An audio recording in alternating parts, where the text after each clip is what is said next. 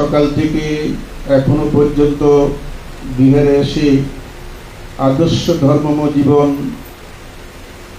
প্রতিপালন করে নানাবিধ কার্য সম্পাদন করছেন ধর্মপ্রাণ উপাসক উপাসিকা। আপনাদের প্রতি আমার ইহজীবন এবং অতীত জন্মের সমুদয় পুণ্যরাশি বিতরণ করছি। আজকে আমি খুব আনন্দিত, খুব খুশি হয়েছি যে আপনারা সবাই একাত্রে বসে শিলাদি নিয়েছেন, পুণ্যকর্ম সম্পাদন করেছেন। আমরাও আপনাদের সাথে বসে খেয়েছি, আপনারা বসে খেয়েছেন, এবং ভবিষ্যতেও আমরা সবাই মিলে আমরা এই অরিন্দম সর্বজনীন মূর্তি বিহারের পরবর্তী কার্যক্রমে আমরা সবাই এগিয়ে আসব, এইটুকু আপনাদের প্রতি আহ্বান রেখে আপনারা আমার গুরুদেব, আমার উনি পিতৃব্য, আমার আপন কাকা, উনি আমি খুব ভালোবাসতেন, কিন্তু যে সময় উনি আমাকে ভালোবাসতেন আমি সেসব বুঝি নাই, কারণ আমি খুব ছোট ছিলাম। আমি যখন ক্লাস 3-তে পড়ি তখন আমার বাবা মারা যায়।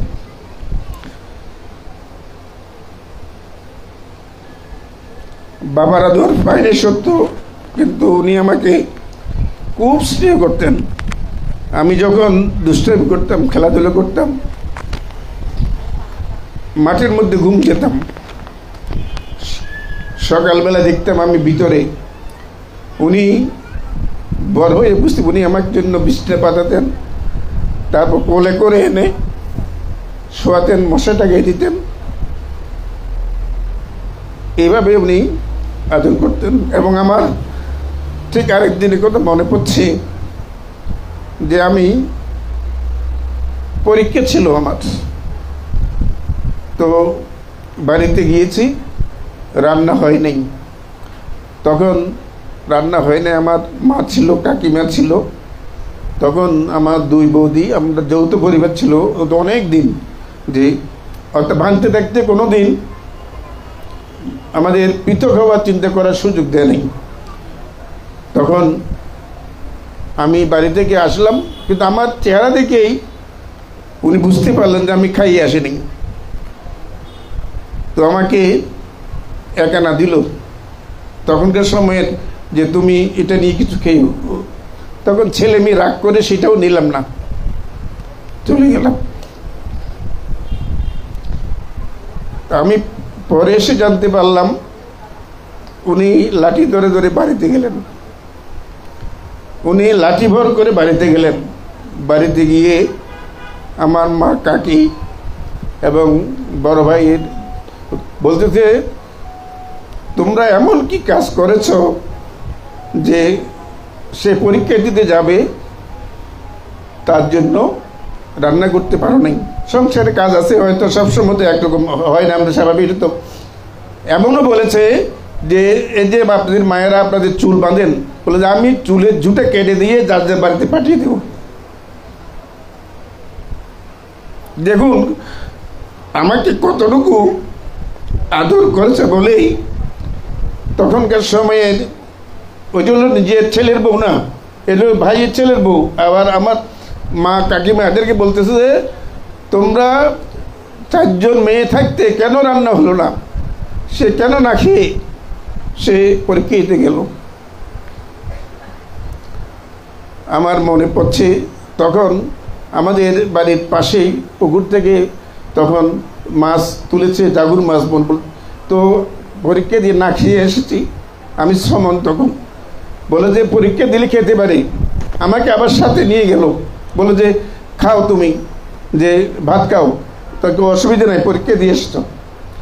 তো আমি তো বলে যে না, আমি বলে আমি খাবো না। আমি বলে যারা পরীক্ষা দেয় শিক্ষার্থী তারা খেতে পারে, কোনো অসুবিধা নেই, শিলভঙ্গ হবে না। তো এই যে কতটুকু স্নেহ করলে, আদর করলে, ভালোবাসলে, যে আমার জন্য যে আমার মা, কাকিমা বুদ্ধিদারকে এত শক্ত কথা তিনি বলতে পারেন। তো আজকে উনি নেই, আমি যে উনার হয়তো গুরুজনের ঋণ, আপনারা হয়তো জানেন যে পিতা মাতার ঋণ, বুদ্ধির ঋণ, ধর্মের ঋণ, সঙ্গের ঋণ, পিতামাতা গুরু আছে যিনি কোনোদিন শোধ করা যায় না। তো আমার যে আপনাদেরকে সাথে নিয়ে গুরু পূজা করার, গুরুকে সম্মান দেওয়ার সেই সুযোগ আমি পেয়েছি, আপনারা আমাকে দিয়েছেন। এই জন্য আপনাদের প্রতি আমি অশেষ অশেষ কৃতজ্ঞতা এবং ধন্যবাদ জানাচ্ছি।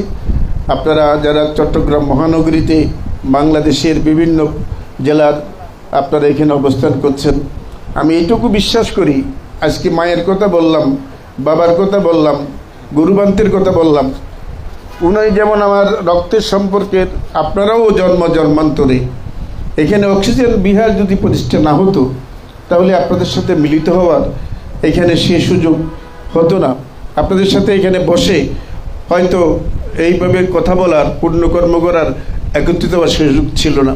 তো আমি এটা বিশ্বাস করি যে জন্ম জন্মান্তরে কেউ আপনারা আমার মা ছিলেন, না হয় বোন ছিলেন, এখানে যারা মুরব্বীরা আছেন কেউ বাবা ছিলেন, কাকা ছিলেন, ভাই, বন্ধু, কোনো না কোনো রক্তের সম্পর্ক আপনাদের সাথে আমার ছিল।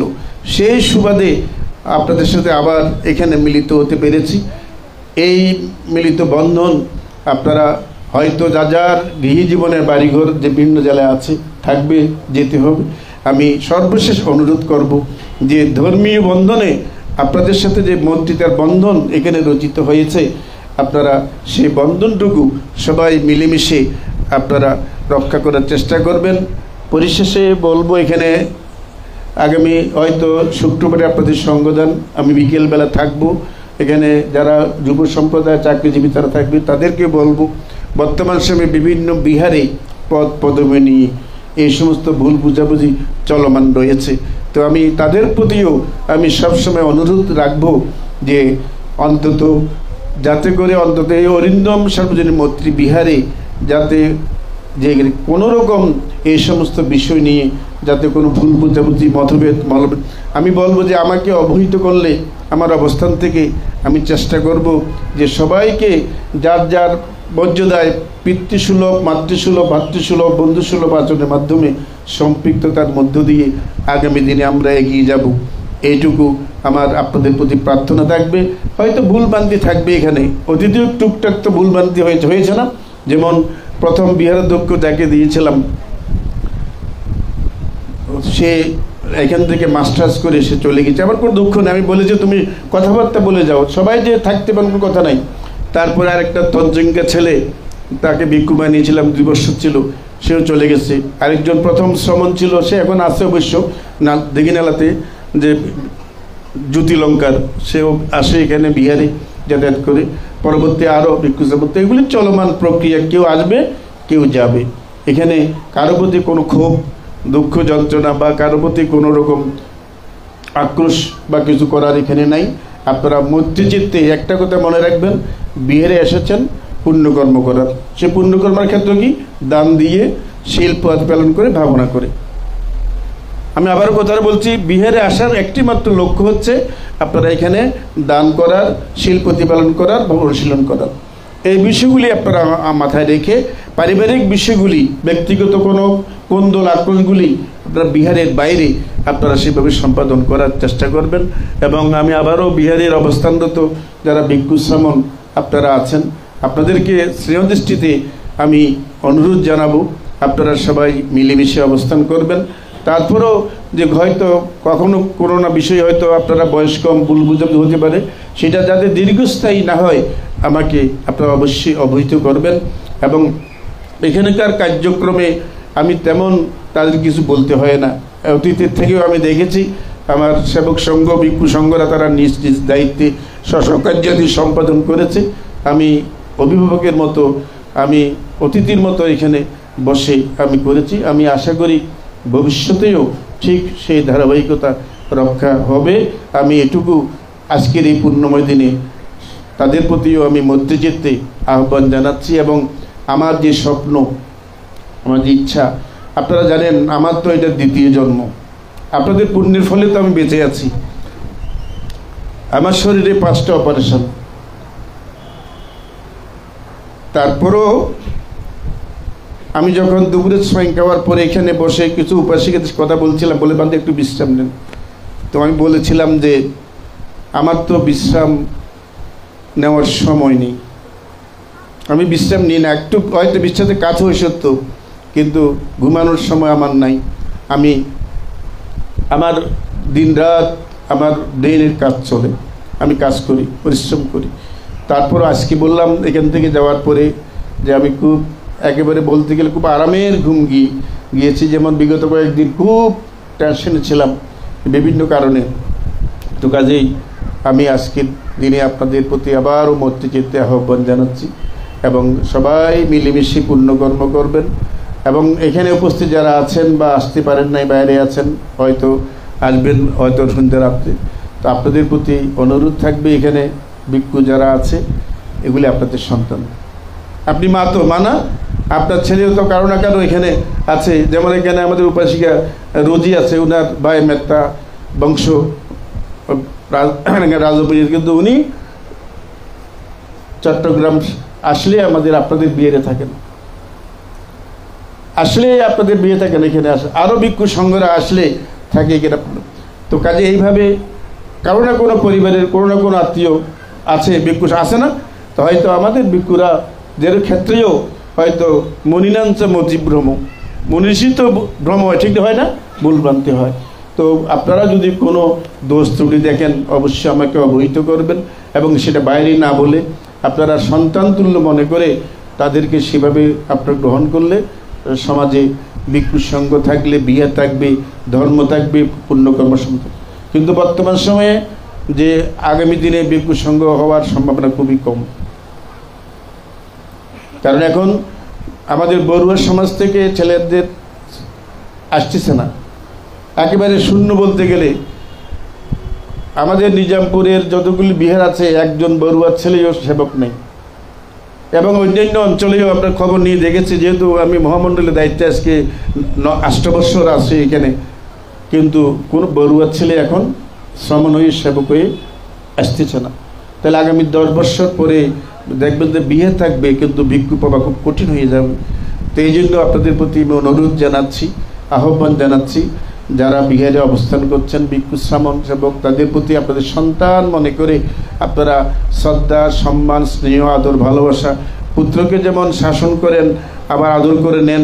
হয়তো আমাদের ক্ষেত্রেও কিছু এখানে ভুলভ্রান্তি থাকবে, এবং যারা সেবক সঙ্গ আছে যারা আপনাদেরকে হয়তো বিভিন্নভাবে বিরক্ত করে, এটা চাঁদা দো, ওইটা চাঁদা দিতে বলে, তাদেরকে আপনাদের সন্তান মনে করে, হয়তো তাদেরও চাকরি বাকরি আছে, কাজকর্ম সংসার আছে, তারপরও আপনাদেরকে একত্রিত করার জন্য এই যে যুব উন্নয়ন ছেলেরা তারা তাদের ফাঁকে ফাঁকে আপনাদের বাড়িতে যায়, আপনাদেরকে বিরক্ত করে, কষ্ট দিয়ে আপনাদেরকে, তাদেরকে সন্তান তুল্য মনে করে হয়তো কোনো ভুল ত্রুটি হলে ক্ষমা দৃষ্টি দেখবেন, এটুকু আপনাদের প্রতি প্রত্যাশা রেখে পরিশেষে আমার জন্মান্তরের পুণ্যরাশি আপনাদের প্রতি বিতরণ করছি, যাতে আপনারা এখানে যারা আছেন, যারা আসেন নাই, আমাদের বাকি স্বপ্ন যেন আপনারা দেখে যেতে পারেন। দেখুন এখানে আমার হয়তো মনে পড়ছে না, যাদেরকে আমি দেখছি যে কয়েকজন যারা প্রথম থেকে ছিল, হয়তো কয়েকজন নাইও, ঠিক না, হয়তো পরবারে চলে গেছেন।